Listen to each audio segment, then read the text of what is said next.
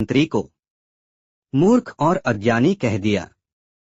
राजा ने शांति से टोका, आचार्य, प्रश्न करना अपराध नहीं। यह सुनते ही देवदत्त ने राजा से भी कठोर शब्द कह दिए। दरबार में सन्नाटा छा गया। उस दिन देवदत्त सम्मान नहीं, अपमान लेकर लौटे।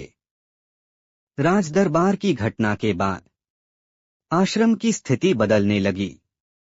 शिष्य एक एक करके आश्रम छोड़ने लगे। कोई अपमान से टूट गया, कोई डर से भाग गया। जो स्थान कभी ज्ञान का दीपक था, वह अंधकार में डूबने लगा। देवदत्त कहते रहे, मुझे किसी की आवश्यकता नहीं, लेकिन सत्य यह था, क्रोध ने उन्हें अकेला कर दिया था। एक दिन यात्रा के दौरान उनकी भेंट हुई आचार्य चाणक्य से। चाणक्य ने उन्हें देखकर पूछा, इतने विद्वान होकर भी आपके चेहरे पर शांति क्यों नहीं? देवदत्त बोले, शांति कमजोरों के लिए होती है। चाणक्य मुस्कराए। तेज और क्रोध में अंतर है। तेज दीपक की लौ है, जो मार्ग दिखाती है, और क्रोध आग है, जो सब कुछ जला देती है, यहां तक कि स्वयं को भी। देवदत्त पहली बार मौन रह गए। कुछ महीनों बाद राज्य पर एक बड़ा संकट आया। राजा ने सभी विद्वानों को बुलाया, लेकिन देवदत्त को नहीं।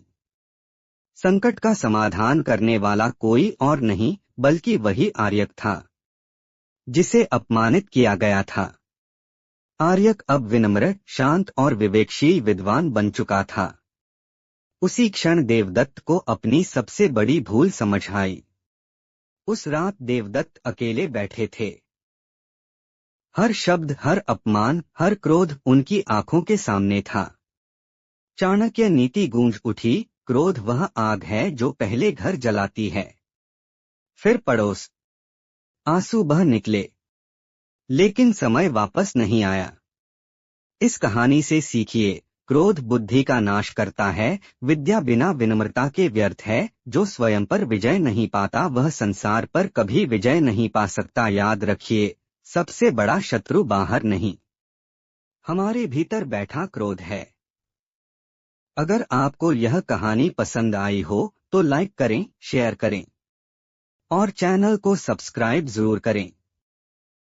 फिर मिलेंगे एक नई प्रेरणादायक चाणक्य नीति की कहानी के साथ।